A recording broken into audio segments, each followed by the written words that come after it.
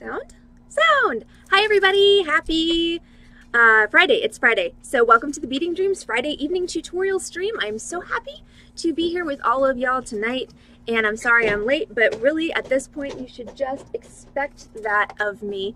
Anybody who's expecting me to be on time has obviously never watched one of my streams. So we had a request from Keiko, who may or may not be watching right now, for a back to basics stretchy bracelet tutorial. Hi Julie! How are you? So we are doing back to basics stretchy bracelets, which I did not populate the today's. Why are you falling down? Why is everything always falling down? I did not populate the today's project, so back to the stay tuned screen. So I'm going to show you actually two kinds of stretchy bracelets tonight. It's not, do the thing. It's not going to do the thing. Now it's going to do the thing. So I'm actually going to show you two kinds of stretchy bracelets tonight, just for grins. So we may run a little bit over since I started, 30 minutes late. Once again, that should also be expected. Why are you giving me a triangle with an exclamation point? Nobody likes triangles with exclamation points. Maybe I'm just going to have to talk over this the whole time, which isn't exactly what I was hoping for from this stream. Come on, give me a camera, please. Yay! Okay, so, and now it's just going to be like all screwed up. So I'm going to show you a basic stretchy bracelet, okay? This is one of the easiest and simplest projects that you can make. And you all know how much I love stretchy bracelets because you see my wrists every stream. So, hi Keiko! Okay, yay, I'm so glad. Hi Silver! Yay, fun people tonight. Keiko, here's your stretchy bracelet. Y'all, it's been one of those days where my brain is going faster than my mouth can handle. Here is your stretchy bracelet tutorial. So, we're going to do a basic stretchy bracelet. So just complete circle. We are going to talk about the magic trick, and I'll share what that is in a minute. Did I get a, okay, I have a,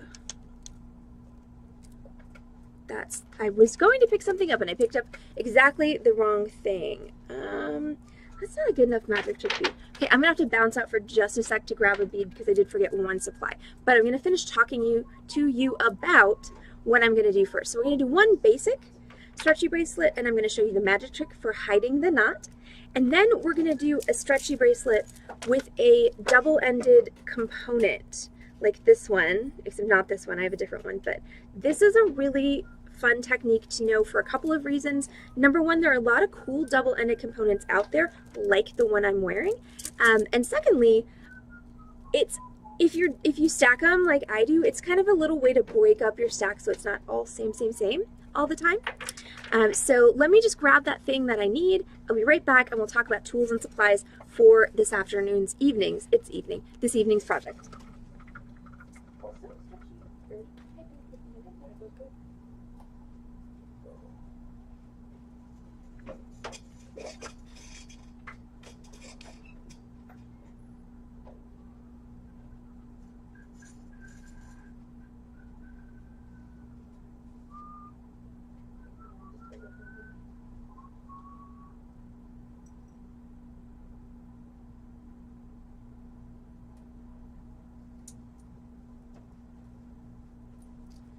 Okay, this might not be my favorite bead ever, but I was just over there overthinking, and that never, did anything good for anybody. So, what do you need to make elastic bracelets? Surprise, surprise, you need elastic.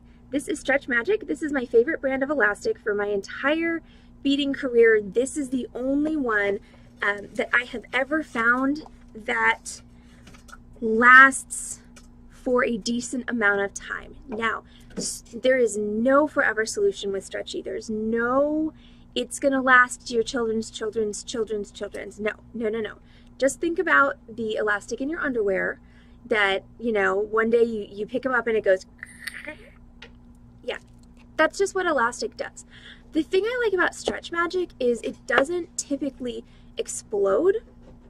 It just tends to quietly sag to the point where you've got gaps in your bracelet and it needs to be restrung, which is nice because exploding bracelets are less fun because then you have to crawl on the floor and find all your beads. So Stretch Magic is my favorite brand, but there are a lot of different elastics on the market. So use whatever you have access to. I prefer this type of elastic. This is the one that's like a monofilament clear elastic. They do actually make this stuff in colors. I don't carry them here at Beading Dreams, but they do exist in the world. There is an elastic that I hate with a fiery passion, and that is called gossamer floss. And the problem with that stuff is it's a multi-filament elastic, so the wear of the beads on the elastic causes the fibers to shred, and then they just start bunching up and making these little like hairy monsters in between your beads, and that's just not pretty. So Stretch Magic, my recommended brand, but you know, you do you. There are lots of sizes of Stretch Magic. The size that we use at Beading Dreams most often is the 0.7 millimeter, which I don't know if you can see that because of the reflection, but it's in this little circle here. It says 0.7 millimeter. That's the one that's going to fit through the widest variety of beads. It doesn't fit through everything, but it fits through most things. If you're using large or heavy beads, there is a thicker size, 1 millimeter, and I think there's even one thicker than that.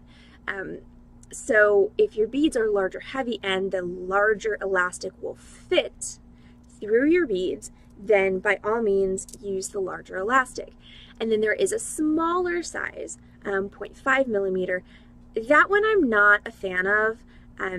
It does fit through like the teeny tiny Indian rondelles and pearls and stuff, but it's really not strong. Like if you are at all hard on your jewelry or even reasonable on your jewelry, the 0.5 is still gonna kind of get you in the end. Oh my God, yes, thank you, Julie. Yeah, and it's the worst. It's awful, and it's always slightly makes my eyeballs twitch when someone comes in and is like, I want this kind of elastic, and you're like, no, that's not really good.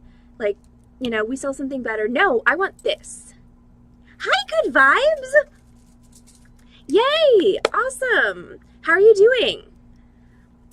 Okay, so Stretch Magic is now recommended by me and Julie, so you've got a double recommendation for that particular brand. You are also, of course, going to need beads, so I grabbed some of the rainbow coated agate from the trunk show, and because I think they're going to go really well with my double-ended, don't drop it, Allison, double-ended component, which, dang it, which one do I press? I did so wrong the other day so many times. Okay, I hope that's the right one. Yay. So I have my, hi Corvus. Hey, I'm making purple sparkly goth bracelets tonight. That seems like it's right up your alley, and silver too. So apparently I'm making Corvus bracelets tonight. So this is a purple sparkly druzy. That's what I'm going to use for my double. Hello, Allison. Find the camera. Find the camera. There's the camera. I moved it again. See, I really need to stop moving the camera because every time I spike where I'm supposed to be, that I move the camera and then I'm in the wrong place.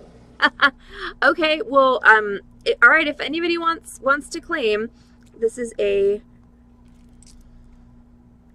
Hold up 1 second. Bear with, because. Okay, not sterling. Okay, so this is a purple sparkly druzy 2-ended component.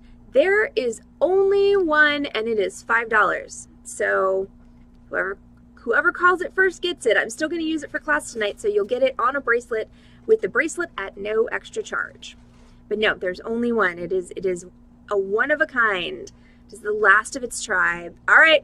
Corvus wins. Corvus wins twice. Go Corvus. I know, right? Corvus must have done her finger exercises before she got on stream tonight. And she didn't even know I was going to be selling things. Okay, so that's my double-ended component, my little druzy. And then, okay, I'm sorry. I'm sorry, guys. I don't like the bead I picked. I got to go get another one.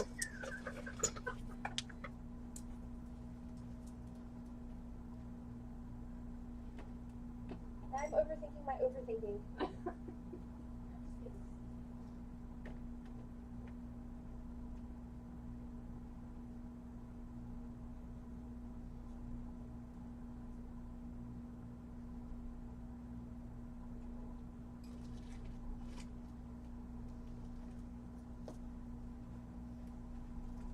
Sorry. Overthinking my overthinking.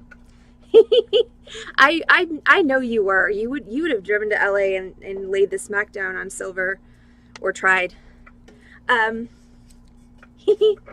Okay, so Heather's feeling much better. She had a rhinestone.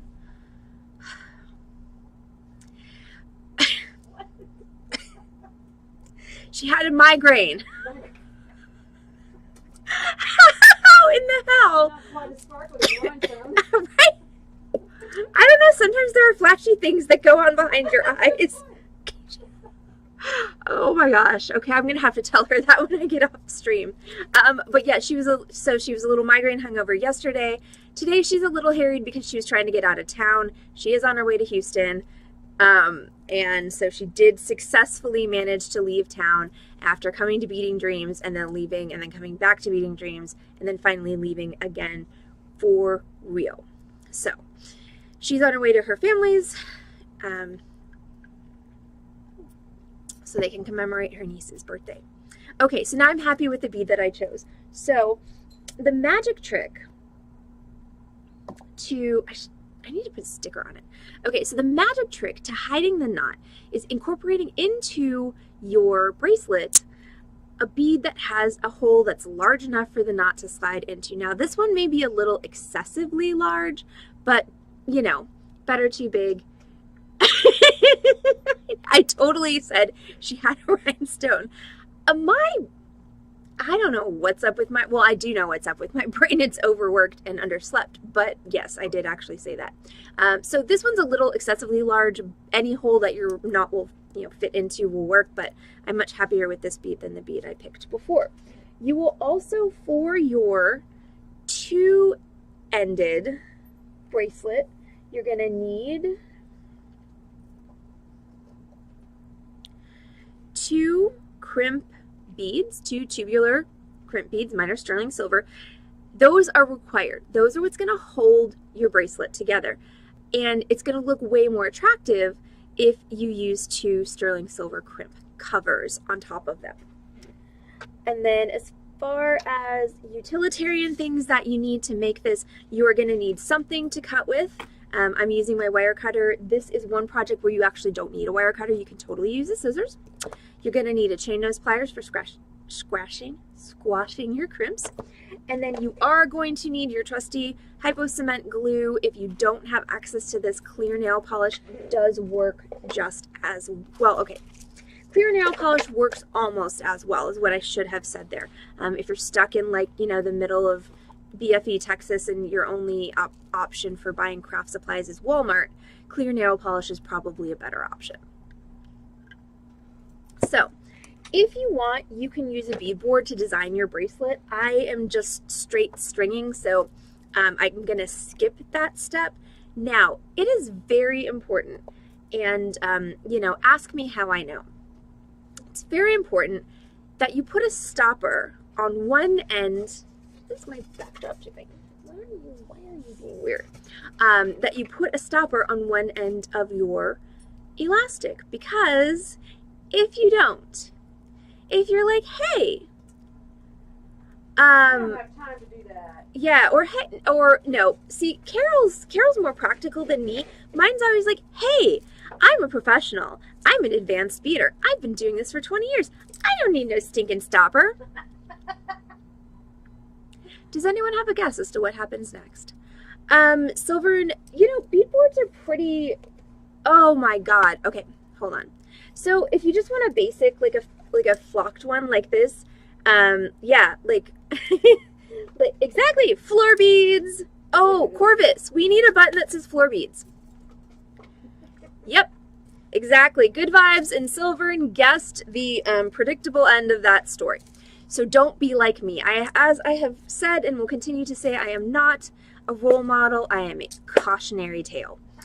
So, but yeah, so if you just want a basic one, Silvern, like Amazon, I've never seen them at Dollar Tree, but that's pretty awesome. Amazon, Joann, Michaels, not Hobby Lobby because their politics suck.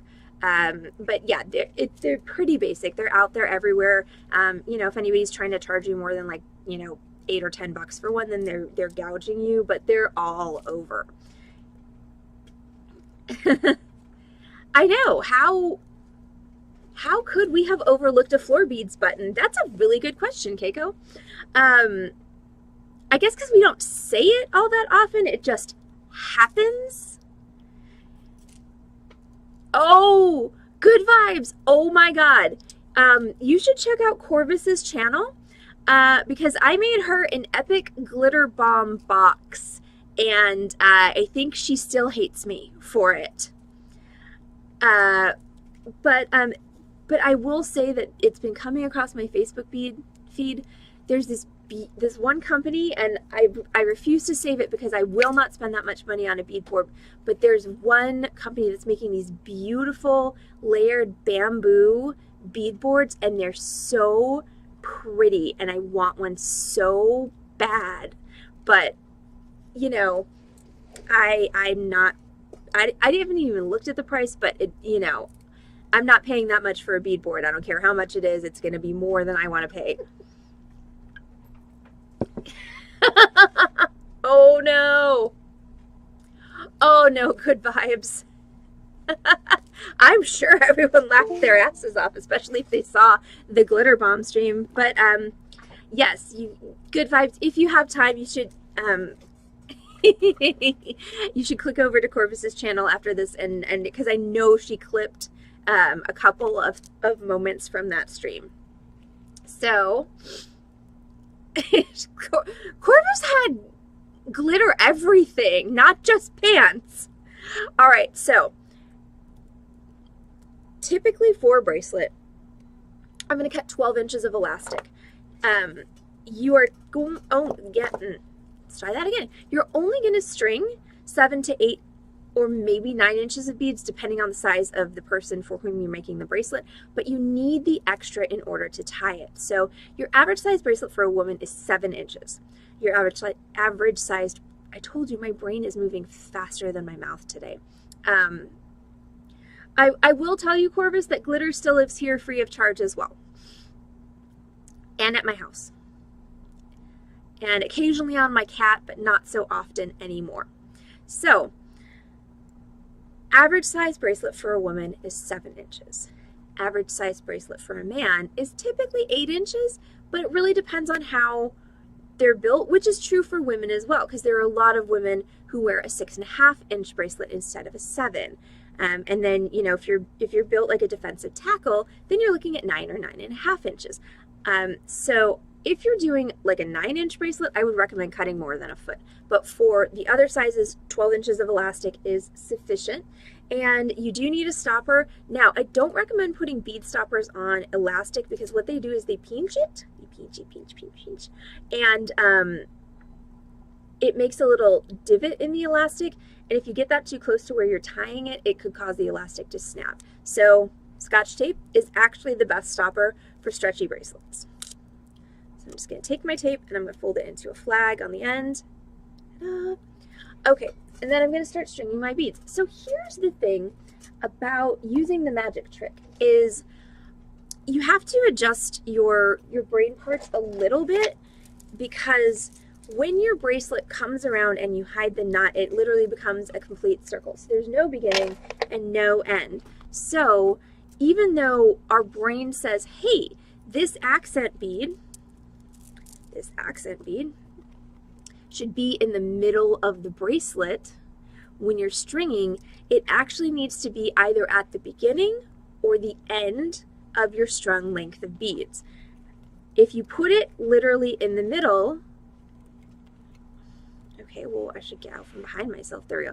If you put it literally in the middle, you will not be able to hide the knot. So you either need to start with it or finish with it. I'm going to finish with it, I think, because it's got a really large hole. So I'm going to go ahead and cut this strand. And I wear a 7 inch bracelet, so this bead's about a 1/2 inch or so. So I'm going to string about 6.5 inches worth of beads. So let's see, tomorrow is Zoom, and I need to send out that email after I'm done streaming. And I think Julie has buttons to show. God, why? Okay, I'm moving myself to the other side. because apparently my hands just want to be there. Whee! There I go. Okay, so stringing. So yeah, tomorrow Zoom, I will send out that email to, thank you, Corvus. Yay! So I will also send out that email, but Corvus very kindly got Nightbot to post the details of the Zoom. So if you haven't Zoomed with us before, we welcome you in. Zoom starts around 6 and ends around 8. Those, you know, are kind of loose times, like Beading Dreams time usually is. That should be another button, Beading Dreams time. And yeah, it's going to be lots of fun. I have a lot of projects to do, so who knows what I'll be working on tomorrow night. It also depends on who's on Zoom.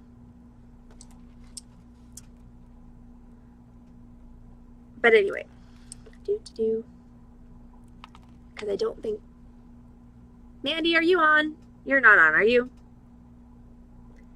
Mandy's husband commissioned me to make a ring for her for their 5th anniversary. But if she's on Zoom, I can't work on it.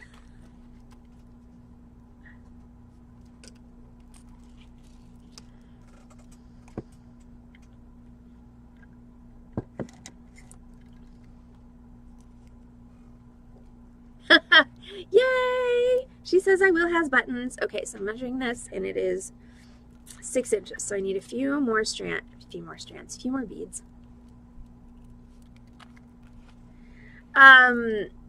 No, no, that was lag. You heard the reason.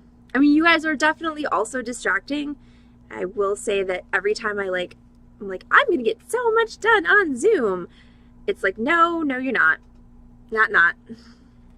But no, there are secret projects that I can't work on if certain people are on, aka Mandy Head. But I do need to get a Shufty on that ring because it's got to be done a week from today. Ah! Okay, so now I'm going to put my knot hider bead at the end. All right, so this is, and I got new contact paper for my work surface, so we won't have to deal with this like white as the, you know, heat of 1,000 suns backdrop for much longer. I just need to tear everything up and redo it. Okay, so there we go. So my knot hider bead is at the end. So what I'm going to do is, yeah, are you all going to, yeah, okay, you can see me if I do this. Okay, so this is one thing that's a little difficult since my camera's kind of upside down, but I'm going to try and describe it as best I can, and as long as you listen to my words, it should work out fine. So I've got the piece with the tape flag in my right hand. I've got the piece without the tape flag in my left hand. I'm going to take the piece in my right hand, cross it over the piece in my left hand. Okay, so the one with the tape is on top of the one without the tape. And then I'm going to take the tape and I'm going to flip it through twice. Now, what kind of flummoxes people at this point is where do I hold it so that it doesn't all come apart? So what I will typically do is I will take the middle finger of my right hand and I'll grab that X and I'll just kind of press it against my thumb, and that holds everything stable so that then I can use my other hand to go over and over. So what you should have now is what looks like 4 twists of elastic, and we're going to go ahead and just pull that down tight against your beads. Now I'm going to hook my fingers in there to hold that tension, and I'm going to take the piece that's in my left hand, which should be the piece with the tape if you did this right. We're going to cross, again, the piece with the tape, the piece that's in my left hand now, over the piece in my right hand. Okay, so the tape is once again going on top. Hold that X, and then through this hole here, we're going to flip the tape twice. So once, and, stick to me. Once, and twice. Once again, we've got those 4 twists. I'm going to pull them down. And then what you want to do is you can see how this knot is kind of big and a little bit unwieldy looking. What you want to do is you want to pull until that knot, see how it just kind of squished down into a much more compact form. That is what you want. And then you want to test it by grabbing the 2 beads that are on either side of the knot, pulling them apart. If the knot does not unravel, then you did it right. Now I'm going to grab my hypo cement, and I'm just going to go ahead and put a couple of dots on that knot. You want to coat the whole thing, so like don't be shy with the hypo cement. You don't need to like glue the world, but you want a good amount. That was amazing. Carol is the best. Okay, so there's that. And then what I'm going to do is I'm going to let this dry before I trim these ends off. So that's my basic stretchy bracelet. Now for my double-ended, I'm going to set that aside for a minute. So for my double-ended stretchy bracelet with my cool druzy component, well actually no, with Corvus's cool druzy component, I am going to go ahead and cut another 12 inches of elastic. Now if you're like on your last bits of elastic, you could get away with less on this one because you've got this taking up some space. So and then you could drop your wire cutters on the floor.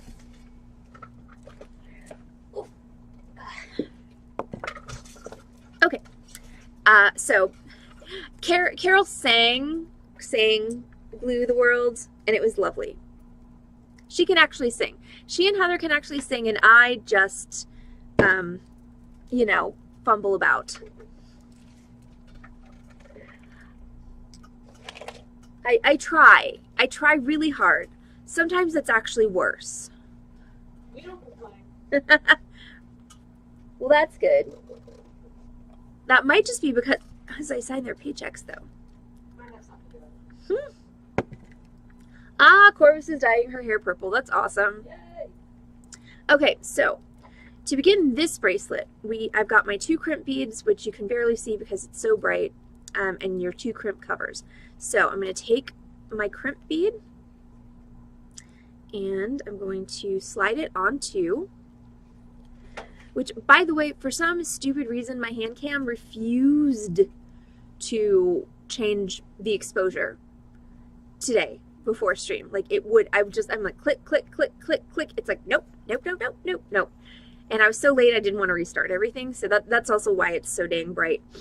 Okay, so I've got my crimp bead onto my elastic, and then I'm going to put my elastic through my druzy, and then I'm going to take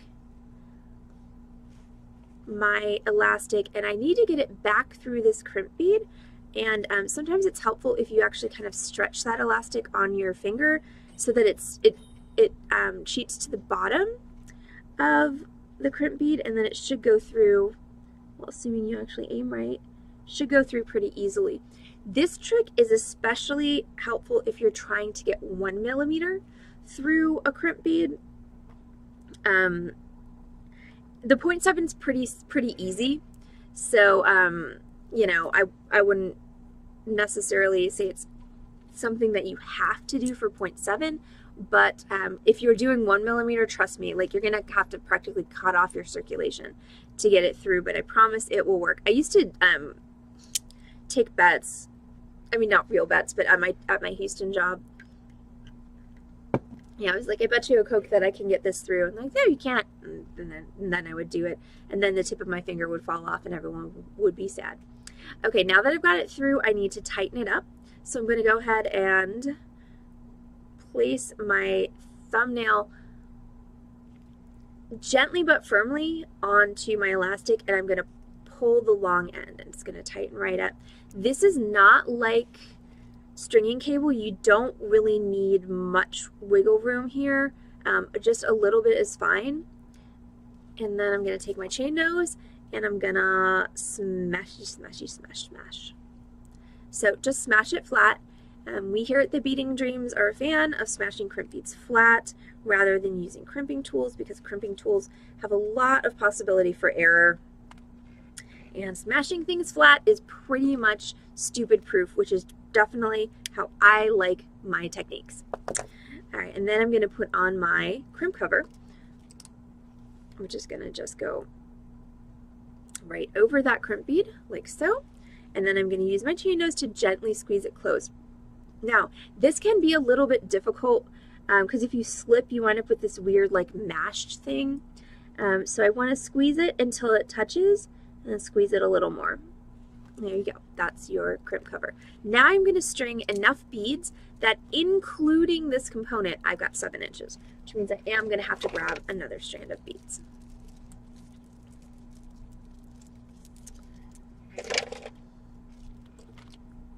Yeah, you just close them. Now, I will say that some are easier to close than others. Like base metal crimp covers, complete pain in the ass. Like, absolutely, and that was, by the way, before 7:30, even though it's not a sale. But yeah, total pain in the butt. Sterling silver and gold filled crimp covers, much, much easier. And that reason is twofold. They're easier because the metal is not as stiff. The metal that they use for base metal crimp covers is very, very hard to press. But secondly, for some reason, the dyes that they use to make most, I mean, and I haven't conducted a comprehensive survey of base metal crimp covers, but the dyes that they use to make them really, really flat, so they're more like a donut than a sphere, which is fine if you're okay with a donut, but sometimes it's hard to fit it over your crimp beads. So if you've been having problems with base metal crimp covers, Corvus, I would really blame the crimp covers and not you. Also, by the way, in this instance, my component is acting as a stopper, so I don't need to put tape on this one. So I'm just going to stringy, stringy, stringy.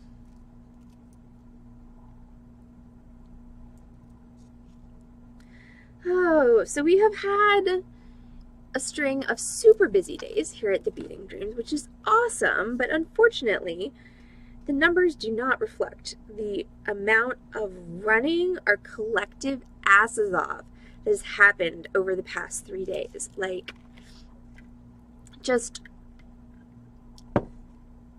running. Like, I think there was, 5 seconds where I got to sit one butt cheek on a chair and then I was running again. It's been nuts, which is great. I'm happy. Ooh, I wish I could eat pierogi. I'm happy to be busy.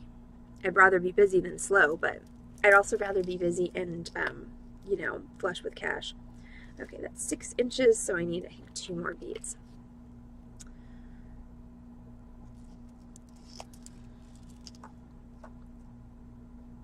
Yes, okay, so that's my 7 inches. So now we're going to do the other side.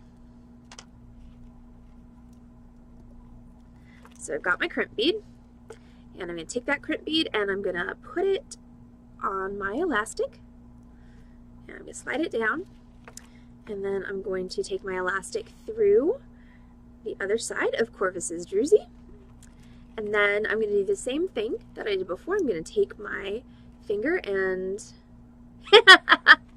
yeah, it's a thing, Kenneth, it really is. So, and I will even say, okay, I'm going to put this through here and then I will talk while I'm tightening it up. So this current batch of sterling silver crimp covers I have are really nice and easy. Sometimes they're not so easy. Sometimes when you close them, instead of going like this, they're like this. And so when they do that, what you have to do is close them and then take your pliers and go this way gently and this way gently. But the key is gently, which is why I definitely prefer sterling silver and gold filled crimp covers, because they're easier to close, so you're not just trying to wail on them and all of a sudden everything goes exactly like that. All right, so let's go ahead and finish this one up. So I'm going to take my component, I'm just going to hold it, and I'm going to pull on this long string, and it's just going to tighten everything up very nicely for me. And I'm gonna smash my crimp bead nice and flat, and at that point I can cut this off, so you don't have to worry about glue drying on this one because it's a mechanical connection, not an adhesive connection. What the hell just fell down? I didn't even do anything. There's just a thump behind me. Now I'm scared to go out there, but I don't have to do that quite yet. So I'm going to go ahead and take my crimp cover and cover my crimp with it. You do want to make sure that your crimp is completely enclosed inside your crimp cover, because this is something that I see a lot is people not getting their crimp covers all the way over their crimp bead. So you've got this like closed crimp cover with this like edge of a crimp sticking out of it, which is fine, but not super attractive. The other thing that is incredibly important, and I'm going to close this crimp cover and then I'm going to say what that is. So just close it. And there you go. So those are my two styles. Oh, stretchy bracelets. And this one is dry now, so I can cut it. So I'm just going to take my nippers and I'm going to cut as close as possible to my knot. All right, and now we have a completed set of 2 bracelets. Super easy and super fun. So shoot, what was I? Oh, the other thing that's really, really important when using crimp covers is you have to use the right size for the way you're crimping your beads. Yay, so much toadette. Though Twitch gave me a notification that the most used emote in the past month has been dead toadette. So what is wrong with you people? But I see a lot of, so crimp covers, the majority of crimp covers come in 2 sizes, 4mm and 3mm. If you're taking a 2mm crimp and you're smashing it flat like I showed you tonight, you have to use a 4mm crimp cover. If you try and use a 3mm crimp cover whilst trying to, yay, Susan! That one's my favorite. The falling gems are totes my favorite. Which I need to add them into some more scenes so I can boop them when something fun happens. But you know, that's a problem for tomorrow, I think, because I have lots of other stuff to do tonight after stream. But I see a lot of people who try and use 3mm crimp covers on smash flat 2mm crimp beads, and what happens whilst you're trying to mold that not sufficiently sized crimp cover over your crimp bead is a lot of times you will slightly uncrimp your crimp bead, and that is bad because that means that your piece is you know, just a ticking time bomb as far as falling apart. So make sure you're using the appropriate size crimp cover for the way you crimped your crimp bead. So if you're going to do a 3mm crimp bead, you have to use a crimping tool, and then that brings with it its own whole set of, you know, stuff and things. So that's it. That's stretchy bracelets. So hopefully, Keiko, that was sufficient unto your needs. And Corvus, you have a new bracelet. And that's it for me tonight. So everyone have a great evening. And I will not be back on this channel, twitch.tv/beadingdream tomorrow, because we will be on Zoom. So we will not be on Facebook, YouTube, or Twitch. We will be on Zoom. And I finally get to see all of your beautiful faces. It's been a while. So everyone have a great night. And I will see you all in the tomorrow time. Love you all bunches. Bye.